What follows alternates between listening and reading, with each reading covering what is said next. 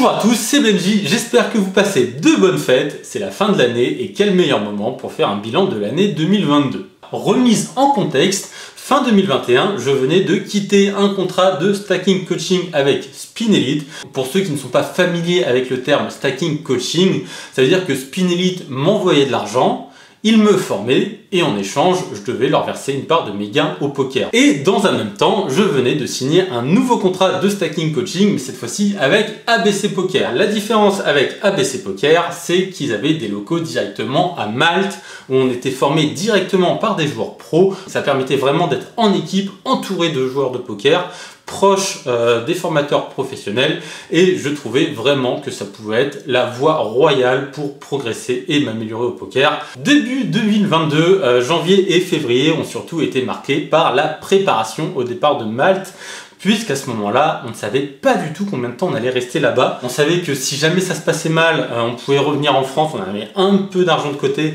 pour pouvoir se réinstaller et reprendre une vie normale. Mais si ça fonctionnait très bien, on pouvait rester sur du plus moyen long terme.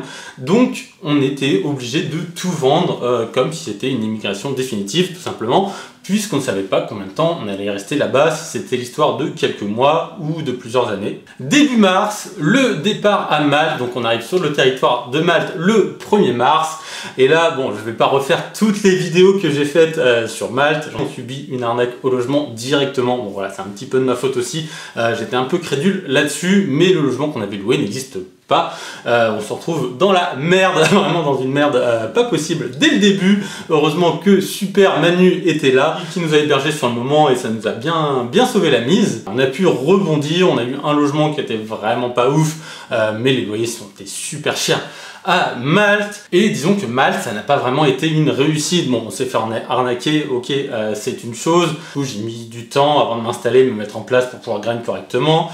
J'ai chopé le Covid là-bas, j'ai été malade pendant au moins une dizaine de jours. On en arrive aussi à une question qui m'a été beaucoup posée, mon retour d'expérience vis-à-vis d'ABC Poker. À savoir que je m'entends quand même très bien avec les personnes avec qui j'étais là-bas, notamment Manu, mais même d'autres collègues avec qui voilà, on discute encore de temps en temps.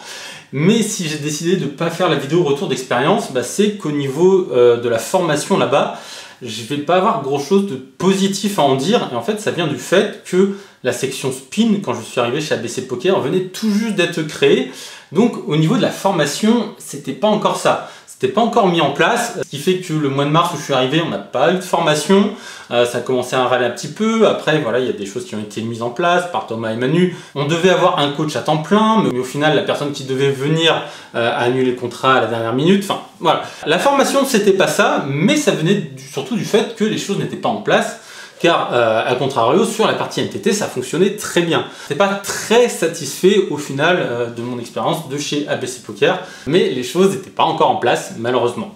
Les semaines avançant, voyant que je progressais pas autant que je le désirais et que financièrement ça allait commencer à devenir difficile, puisque on avait déjà perdu beaucoup d'argent en arrivant, on a décidé de partir, et là, voilà, je vais pas refaire mes vidéos. Au moment de partir, bon, on s'est fait agresser par le propriétaire, ce qui fait qu'on a dû fuir le logement, partir en urgence, une nouvelle fois hébergé par Super Manu. Je plaisante en disant ça, mais vraiment merci à lui, parce que sinon ça aurait été la merde. Oui, là, je peux vraiment le dire. Ça a été d'un grand soutien à ce moment-là, donc merci encore Manu, si jamais tu regardes cette vidéo. Et on arrive à la mi-juin et on revient en France un petit peu en catastrophe, avec moins d'argent que prévu, puisque au moment de partir du logement, on a encore perdu pas mal d'argent. On s'est fait agresser d'avoir dû fuir le logement, on a perdu, on venait juste de payer le loyer en plus, donc on a perdu un mois de loyer complet, plus la caution. Et on s'est retrouvé dans la bonne galère de la recherche de logement quand ça fait 3 mois que tu es au chômage dans un pays étranger. Un joueur de poker à l'étranger, tu es considéré comme chômeur vis-à-vis de tout le monde. C'est même parfois pire pour les agences immobilières d'être joueur de poker que d'être chômeur. Donc autant dire que pour la recherche de logement, ça a été très compliqué. Donc de mi-juin au 1er septembre, recherche de logement. Ça a été long. Ça a été dur, et d'ailleurs je tiens à remercier la famille, les amis qui nous ont hébergés à ce moment-là, parce que quelle période pas facile, quelle période frustrante surtout, parce que c'était enchaîné les agences immobilières, c'était en mode bonjour, CDI, non, au revoir, voilà, c'était pas plus que ça, les discussions, waouh.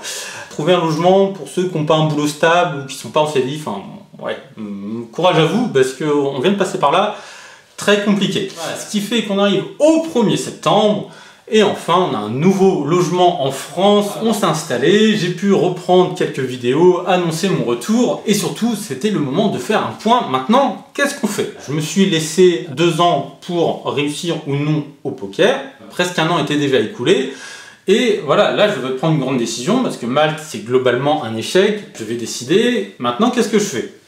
Alors, à savoir qu'avec le contrat ABC Poker, on avait commencé vers 2000 €.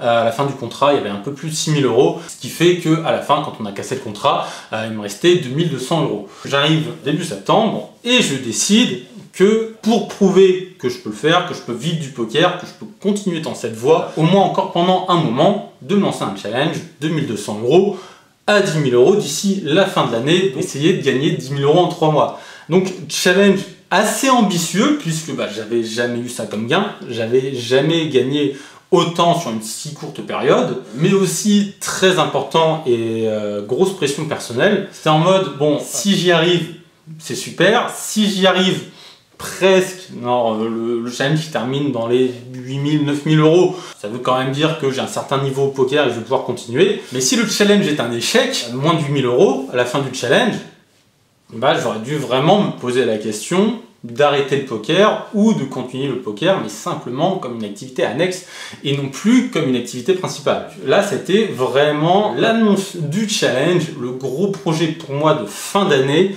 qui m'a pris tout mon temps avec un grind, voilà, c'était minimum 1700 games par semaine et le montage et le tournage des vidéos à côté pour maintenir la chaîne YouTube, la hype autour de ça. Projet qui était extrêmement important pour moi, c'était vraiment important de le réussir, de me donner à fond. On peut noter 3 périodes sur le challenge qui ont été marquées. Donc le début, on va dire les 5 premières semaines, ça a été une autoroute. Voilà, je ne sais plus combien j'ai gagné, mais j'ai gagné presque 1000 € par semaine, donc 5000 € en 5 semaines. C'était vraiment très encourageant. Ça faisait vraiment plaisir de voir que, en étant immergé, malgré tout ce qui s'est passé, les échecs, j'avais quand même réussi à progresser, pris de l'expérience. Ça me permettait de pouvoir avoir des gains réguliers au poker. Et ça, vraiment, cette période-là, c'était un petit peu le couronnement, le succès après toutes les mauvaises expériences passées.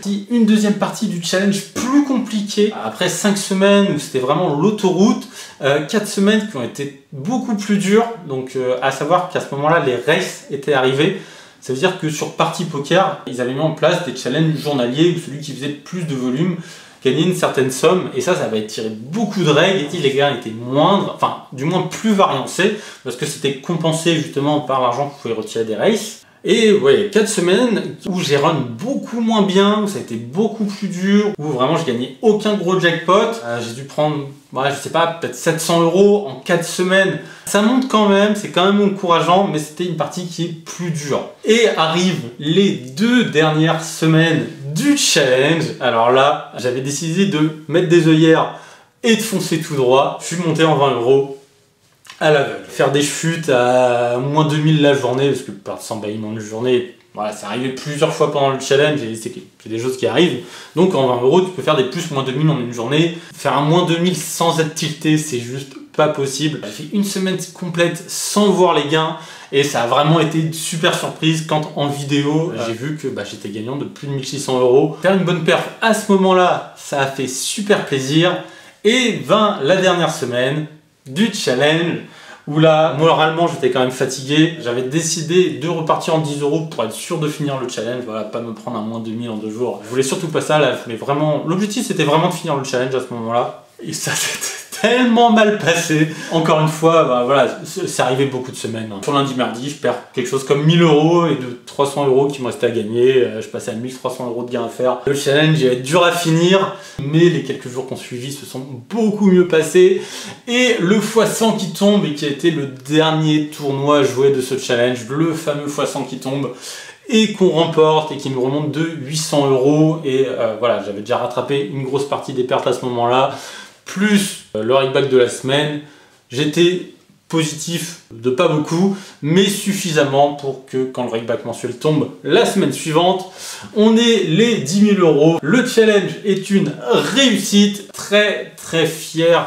J'ai décidé de m'arrêter directement, profiter un peu de Noël, de tout ça. D'autres projets que je suis en train de préparer pour l'année prochaine. Je vais pas tout de suite repartir sur un challenge bankroll.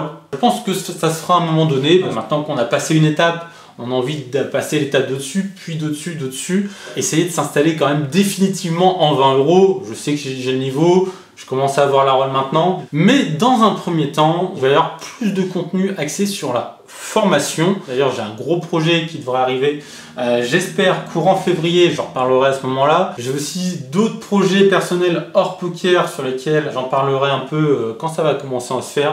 Donc voilà, j'ai plein de projets pour 2023. Que je continuerai à partager avec vous. Donc je vous dis à l'année prochaine, c'était Manji. Allez, ciao!